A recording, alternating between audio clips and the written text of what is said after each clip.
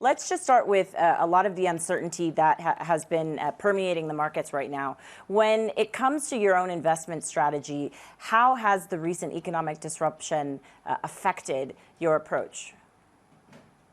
I think it has affected in the sense that because it has affected valuations of technology companies, of course, the valuation of the businesses that we buy and sell reflect that uncertainty. And so on one side, it makes it even more than already it is a buyer market. So this is a time to invest, not a time to exit. The other thing, so, is that, as you know, venture capital is a very long-term business. Our holding period is 5 to 10 years.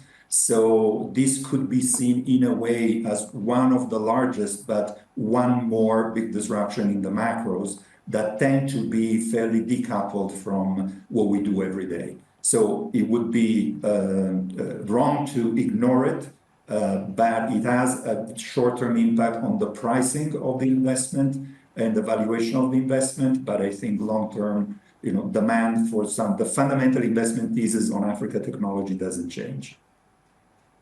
It doesn't change. That's what I was going to ask you, whether or not the sentiment around investment into African technology has taken a hit. Have you seen that from your vantage point? No, we haven't. I think the fundamental driver of the attractiveness of global capital into exploring the upside of technology in Africa is that the fundamental issue in Africa is productivity, and obviously technology is at the center of that. So the fundamental thesis doesn't change. There is a cycle in venture capital in Africa that goes very much in sync with the rest of the world. So last year it was not the highest year in terms of volume of investment, but just like the rest of the world. But just to give you a sense, Africa is less than 1% of global venture capital, is 5% of global GDP, 18% of population. There's only one direction in which we expect the amount of investment to go, which is up. So that's the fundamental thrust. Do you expect that trajectory upwards, though, to happen in 2025? Or could this be potentially a year, at least with venture capital in Africa, where it could stall a bit, just given a lot of the uncertainty? It's very possible that this could be a stall year. Of course, when you see the 2 or 3 billion of annual investment, then there's a lot of movement. If you have a more granular look in terms of specific themes that are growing and others that are less growing, of course, the more capital-intensive opportunities are less attractive in this environment.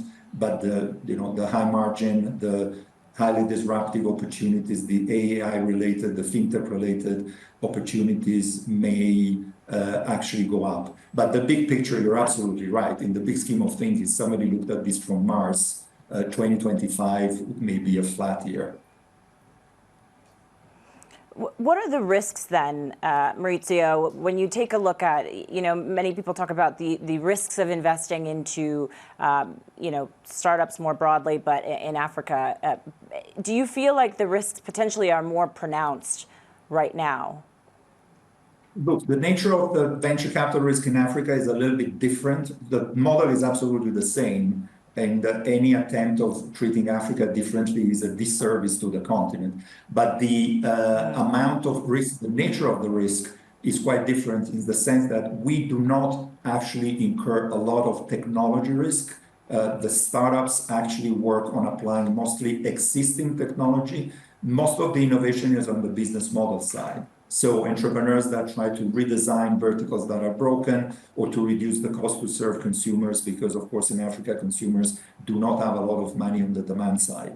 Those risks are there and remain, but they are not increased by the tariffs or by the gyrations of the US administration. So there is risk, but it doesn't increase because of the nature of the risk. So we're exposed to losing all of our money just like every other year, but this is a fund returning, unicorn-driven, outlier kind of business. So our job description is to look for those companies that actually would more than offset the high-risk bets that do not translate into commercial success.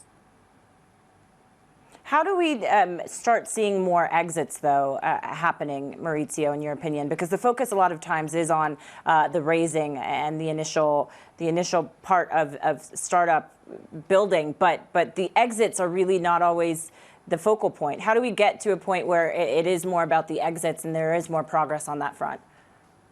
Absolutely. The attention needs to shift from how much we're investing to how much we are generating in terms of value for global capital. Global capital needs to see evidence of returns in Africa to allocate more money. I think that once again, when you move from a generic view into more specific, over the last 4 or 5 years, there have been a number of unicorns in Africa, and these have been investments of, collectively, the dozen unicorns have absorbed 4 billion and then they worth 16. There have been 20 plus exits of 100 million plus. And then there's this thing in the unicorn, in the VC community that are called soonicorns, so potential unicorns with a measure in different ways. And also that the number is growing. It takes 5 to 10 years to actually generate companies that are really worth exiting. And so we shouldn't compromise on value generation in terms of creating liquidity. When you look at the pipeline of companies that are growing and are qualifying progressively for exits, the picture is a lot more optimistic than what we've seen now. Once again, there have been exits, there have been valuable exits, but more on the way. When you just look at the fact that this was an industry where 10 years ago, they were investing 100 million a year in venture capital. Right now that we have around 2 to 3 billion, but it takes the time that it takes to create very valuable companies. The average 10-year holding period of a unicorn globally is 7 to 8 years. So we cannot accelerate that.